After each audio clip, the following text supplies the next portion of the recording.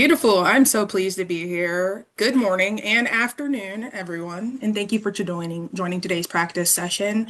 I'm Jade Ramsdell, as mentioned, and our session today is titled Charting New Terrains, Harnessing Cultural Humility to Transform Prevention. Now, prevention becomes more effective when we shift from static models and start mapping in partnership with community. We're here to talk about how to do just that, using humility, trust, and local insight as our compass. Get into it. Here are my disclosures, always important. All right, so this session emphasizes cultural humility as a continual practice, not a checklist, but a mindset rooted in self-reflection, active listening, and redistribution of power. Today, we'll explore how embracing this mindset can make our prevention efforts more adaptable, community-centered, and equity-driven. And together, we'll define cultural humility, examining its role in prevention and walking through practical tools for recentering lived experience. Our goal today is to co-create prevention strategies that evolve with communities, not apart from them. Now, a wonderful starting point is that behind every data point is a real person, a real family, and a real opportunity to make a difference. Let's start with our landscape. When it comes to mental health and addiction, in 2023, more than 2.1 million Ohioans experienced mental illness, yet over half of them didn't receive treatment. At the same time, 1.3 million adults struggle with substance use disorders, but more than 93% went untreated. Or when we talk about our places and disparities, let's think about our rural communities, folks who face a shortage of mental health providers, the transportation barriers that come with that, and limited broadband access, making telehealth difficult. Or how in urban areas disparities are driven by poverty, housing instability, and historical disinvestment. Culturally humble care doesn't judge. It listens. It recognizes how systems and structures shape outcomes. When it comes to language, nearly 7% of Ohioans speak a language other than English at home, but health services don't always meet them where they are. And cultural beliefs can impact whether someone seeks help, especially when it comes to stigma. And that's why prevention professionals must listen deeply, question assumptions, and build trust, especially with communities that have been historically excluded. The reality is that health isn't just about biology. It's about education, housing, food access, employment, and safety. And when communities lack these resources, they often see higher rates of addiction, mental health, and chronic disease, but fewer services available to respond. So when we look at data, we must also ask, what stories are we missing? Whose voices need to be centered? And how can we do prevention differently together? Let's talk about cultural humility on the surface, not as a checkbox, but as a commitment. Cultural humility isn't something you master in a single training. It's an ongoing, lived practice, a way of showing up in every day with intention. It asks us to reflect, to question, and to build relationships rooted in trust. That means practicing that self-reflection as prevention specialists and asking ourselves, where might I be operating from a bias? Doing a power analysis where we're saying who's missing from the table and why are they missing? And embracing that co-creation that is very much bidirectional, centering people as experts in their own experience, their lived experience. I often say, if we're not actively building trust, we're unintentionally reinforcing distance. Cultural humility helps us close that gap. Now, this approach doesn't ask us to master other cultures by any means. It asks us to recognize what we don't know, how to stay open, and how to build trust across difference. It asks us to recognize, because of prevention work that ignores power dynamics, dismiss lived experience, or relies on a one-size-fits-all approach, essentially. This work isn't just incomplete, it risks being ineffective when we think that way. So today, I'm inviting you to see cultural humility as a mindset and a movement, a daily practice of listening, adjusting, and walking alongside communities. Now, as prevention professionals, we operate in complex, evolving landscapes of human experience. There's no doubt about that. But the real question is, are we following outdated maps or are we charting new paths that genuinely honor individual and community experiences? Today, we step into the role of cartographers, not just travelers. Traditional models often adapt to navigate complexities like historical trauma and systemic distrust. Cultural humility asks us to redraw the map, to listen, adapt, and co-create solutions. Now, many of us in our professions were trained to be travelers, following along existing routes laid out by best practice or top-down models. But those roads often don't lead us where we need to go, especially when navigating the complex and ever-changing issues that we see in our fields. What we need to do instead is to be cartographers, people who redraw maps in real time, based on lived experiences of the communities that we serve, which are all unique. And this is the essence of cultural humility.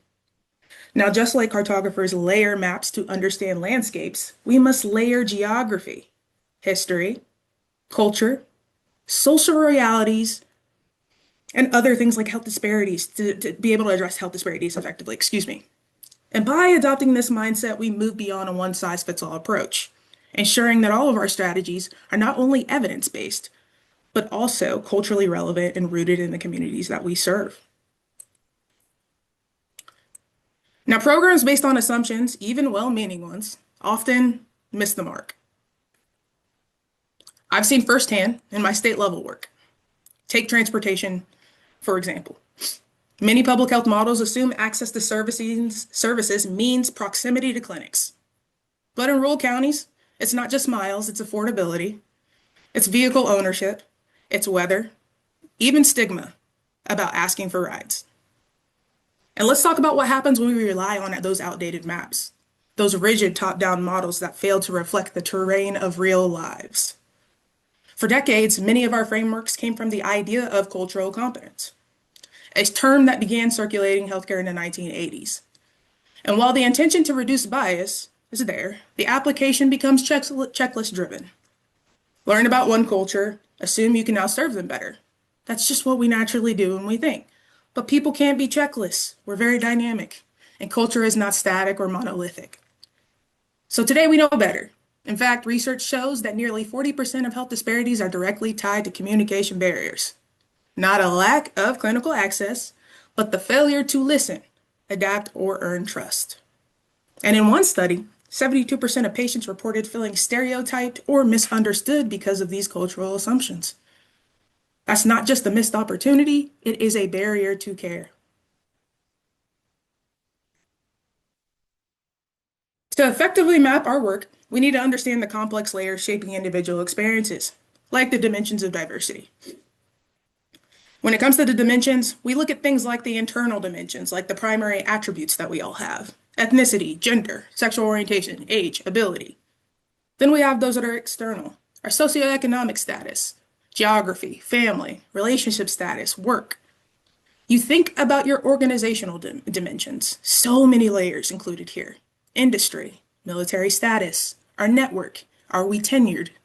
Do we have a union affiliation? Or what about those that are cultural and global? Power and authority, risk tolerance, our body language, our time orientation, our communication styles.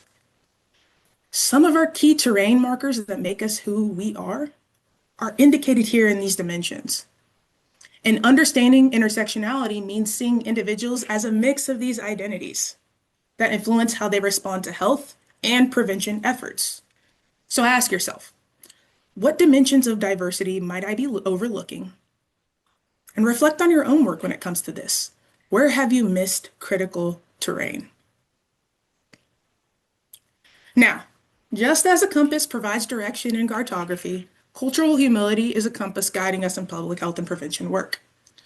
And it ensures we don't make assumptions about communities we serve. And instead, it's about maintaining an open mind. And unlike cultural competence, which suggests mastery, humility acknowledges that we can never fully know everything. It requires us to approach every community with respect, curiosity, and willingness to learn. And it's not just about understanding the what of health challenges, but also delving into the why, the deeper, often unseen factors that influence health outcomes. Now, to truly understand the communities we serve, we need more than just surface level data. And just like a cartographer uses layers to create a complete map, we must layer the different dimensions that I went over. Thinking about power dynamics and historical trauma and public health, these are things that are important to consider because communities may seem flat, but deep valleys created by past injustices like redlining can shape trust in health behaviors. Or looking at cultural identities, demographics map out where populations are, and similarly, we map cultural identities, ethnicity, race, immigration status, and how they shape health needs. Understanding these communities requires tailored approaches. What about our infrastructure? Just like roads define travel routes, access to resources like clinics, broadband, transportation defines healthcare access. And infrastructure is vital to ensuring underserved communities can access the care they need. Land use on maps shows where residential industrial areas are, and it reflects community values and economic stressors. And we know that environmental hazards like flood zones reflect health risks in vulnerable areas. We're seeing the themes that we're coming along with here. By layering these factors, we create a comprehensive map of the communities we serve. And understanding these elements helps us design more effective, inclusive, and culturally responsive public health strategies. Now, today's prevention professionals are not just educators or program managers. We are cartographers of inclusion. Our job is to navigate these complex layered landscapes with precision. And just like any skilled map maker, we need tools, not just theoretical frameworks, but practical resources that guide us towards equity.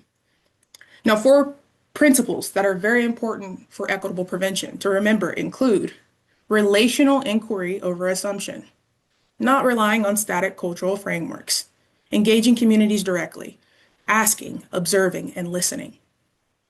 Dismantling that expert lens. We're not here to fix communities. We're here to co-create with them. That means shifting our power, sharing our leadership at the table, and valuing local expertise and lived experience. Prevention is not neutral. We must examine policies, funding disparities, and institutional barriers that shape what's possible in our work. And remembering that our work is never finished, we must stay reflective and ask what assumptions should be challenged. A study showed that community design programs achieve 63% higher engagement, proof that shared ownership does matter. So how do we put these frameworks into practice? We shift from intention to action with 3 tools: community map audits, compass reflection worksheets, and engagement route planners. So think about your own toolkit as we get to these. For example, with a community map audit, you turn insights into action. We start with a community map audit as a tool designed to help us see the full picture of a community's health. It allows us to layer critical data like demographics or historical context, social determinants of health, so we can better understand what shapes outcomes in a specific place, a targeted place. Through this, we layer the data, we analyze the patterns, and we prioritize community voice. You might see similar frameworks like this based off of social determinants of health or community health needs assessments. Or we use a compass reflection worksheet, a self-assessment tool that helps us reflect on how our identity, our biases, and in some cases our power shape the work that we are doing. And with this, we focus on practicing humility over cultural competence. How do we use it? We reflect on our identity. What aspects make you who you are? Well, I'm from a rural community, very, very small town in smack dab in the middle of the state in Kansas. A lot of people don't assume that. Or what does the community makeup look like for me? Well, now I'm more based in an urban area. What things might I not be considering because of that? We compare what makes us who we are with the identity of what's happening outside. Cultural humility is ongoing. And then you've got your engagement route planners to help you identify those key shareholders within your community, facilitate collaboration, integrate feedback, and build lasting partnerships. Bottom line is, Things like this keep community voice and leadership at the heart of public health and prevention work. Now, lived experience isn't just valuable, it's essential. It enhances our understanding of community challenges and it ensures prevention strategies are shaped by those most affected. And it must evolve. It's no longer enough to design programs for communities. We must build them with communities. Think about a community advisory board and what the makeup of that looks like. Communities don't just need resources, they need power in shaping solutions. And these are some real world examples from Ohio of what that has looked like with harm reduction programs, trauma informed school programs, introducing practices to support students' well being and promoting resilience, you name it. These examples show that when we let lived experience guide the way, we create more responsive and effective interventions. I challenge each of you today to think about your own practice. How can you begin integrating cultural humility into your prevention work? Take a moment to reflect on one specific action you will commit to. Remember that prevention isn't just about programs, it's about relationships and building trust. When we approach our work with humility, we open the door to real change at a time that's even more pressing. The journey of cultural humility is never complete. It starts with one relationship to build, one policy to question, one assumption to let go, and one map to redraw. What map are you drawing? A few reminders that are important for us all today to center on. Let others hold the pen. Challenge your comfort and expand your map with new voices. And ask yourself, am I mapping with or for the communities that you serve?